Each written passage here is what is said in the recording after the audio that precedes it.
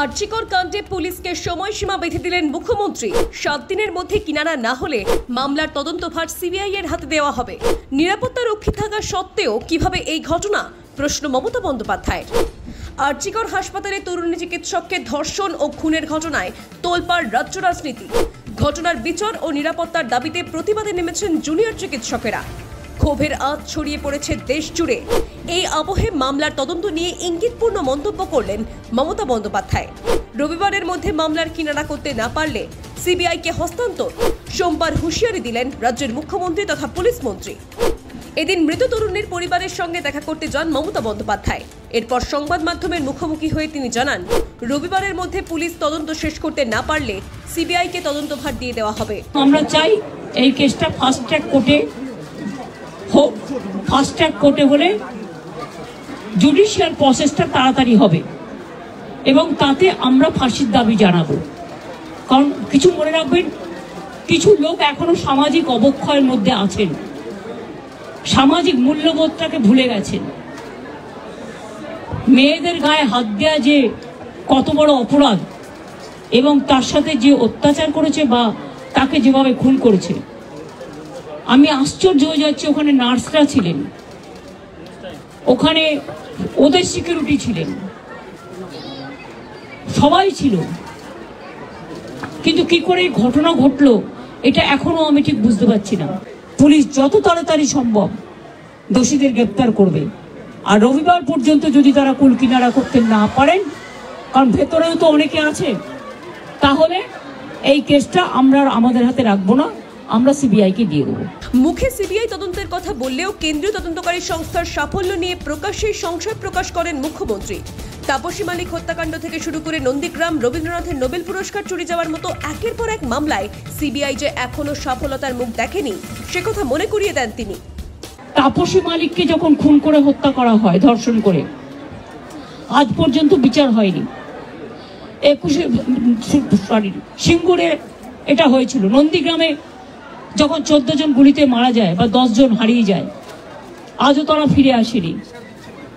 এই কেসগুলো সব সিবিআই এর হাতে ছিল। রিজার্ভের কেসও ছিল, একটা কেসেরও বিচার হয়নি।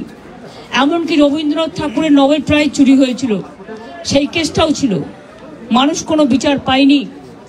কিন্তু তবু মানুষের স্যাটিসফ্যাকশনের জন্য যদি কেউ ভাবতে পারে যে পুলিশ ঠিক মতো করতে পারছে না, যদিও Calcutta police is the best police in the world, তাদের তদন্তের যে সিস্টেমটা এবং সবচেয়ে ভালো অফিসারকে লাগানো হয়েছে।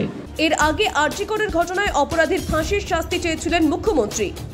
সোমবারও সেই দাবি জানান তিনি। বলেন, ফাস্ট ট্র্যাক কোর্টে তদন্তের দাবি জানানো হবে, প্রয়োজনে ফাঁসির আবেদন করা হবে। ঘটনার পর ঠিক কি পদক্ষেপ করেছে তার সরকার এক এক করে উল্লেখ করেন তিনি। আজকে প্রিন্সিপাল নিজে রেজিগনেশন করে দিয়েছিলেন, বলছিলেন যে আমার বাড়িতেও তো বাচ্চারা আছে, যেভাবে আমাকে গালিগালাজ করা হচ্ছে, তা আমরা তাকে বুঝিয়ে বলেছি ঠিক আছে আপনাকে ওখানে কাজ করতে হবে না, আমরা ওনাকে সরিয়েছি অন্য জায়গায়। আমরা ওখানে এমএসভিপিকেও সরিয়ে দিয়েছি ডিউ টু নেগলিজেন্স। আমরা হাসপাতাল থেকে হেড অফ দ্য ডিপার্টমেন্ট, যে চেস ডিপার্টমেন্ট, তাকেও সরিয়ে দিয়েছি এবং পুলিশ পোস্টে যে এসিপি ছিলেন তাকেও সরিয়ে দিয়েছি। সবাইকেই সরানো হয়েছে এবং ডগ স্কোয়াড থেকে শুরু করে, ভিডিও থেকে শুরু করে, ফরেন্সিক ডিপার্টমেন্ট থেকে শুরু করে সবাইকেই ইনভলভ করা হয়েছে যাতে খুনি গ্রেপ্তার হয় এবং দোষীরা শাস্তি পায়। বৃহস্পতিবার মধ্যরাতে আরজিকরের 4 তলার সেমিনার হল থেকে উদ্ধার হয় তরুণী চিকিৎসকের দেহ। ঘটনায় ধর্ষণ করে খুনের অভিযোগ ওঠে। ডিউটি চলাকালীন চিকিৎসকের মৃত্যুকে কেন্দ্র করে ক্ষোভের আগুন ছড়িয়ে পড়ে বাংলা জুড়ে। এক এক করে প্রতিবাদে সামিল হয় অন্যান্য হাসপাতাল। বিচারের দাবিতে দেশ জুড়ে প্রতিবাদে নামেন ডাক্তাররা। ঘটনাকে অমানবিক মন্তব্য করে প্রথম থেকেই আন্দোলনকারী চিকিৎসকদের পাশে দাঁড়িয়েছেন মমতা বন্দ্যোপাধ্যায়। সিবিআই তদন্তের পক্ষে সওয়াল করেছিলেন প্রথম দিন থেকেই। সোমবার মৃতার বাবা মায়ের সঙ্গে দেখা করার পর আবারও একই দাবি করলেন মুখ্যমন্ত্রী। শুধু তাই নয়, দ্রুত তদন্তের জন্য পুলিশকে বেঁধে দিলেন ডেডলাইন। যদিও ইতিমধ্যেই অভিযুক্তকে গ্রেপ্তার করেছে পুলিশ, শুরু হয়েছে তদন্ত, উঠে আসছে একের পর এক চাঞ্চল্যকর তথ্য, কিন্তু এখনো অনেক সূত্র অধরা। মুখ্যমন্ত্রীর দেওয়া সময়সীমার মধ্যে সেই সূত্রের সমাধান করতে পারবে কি পুলিশ, নাকি তদন্তভার যাবে সিবিআই এর হাতে? সবটাই এখন সময়ের হাতে। ব্যুরো রিপোর্ট, আজ বিকেল।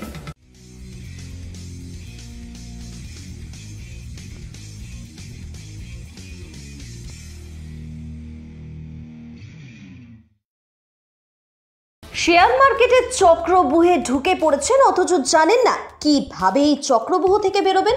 সবাই তো মার্কেটে এন্ট্রি নেওয়ার কথা বলে, কিন্তু কখন কিভাবে মার্কেট থেকে এক্সিট নেবেন সেটা কিন্তু কেউ বলে না, না বলবেও না। কারণ নতুন ট্রেডাররা তো অন্যদের কাছে টাকা আয় করার যন্ত্র।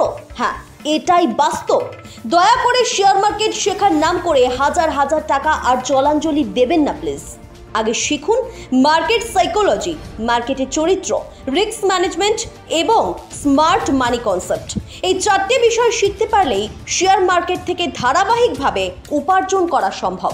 হ্যাঁ, 100% সম্ভব। কিভাবে সম্ভব জানতে হলে আজই রেজিস্টার করুন মার্কেট সাইকোলজি ওয়েবিনারে।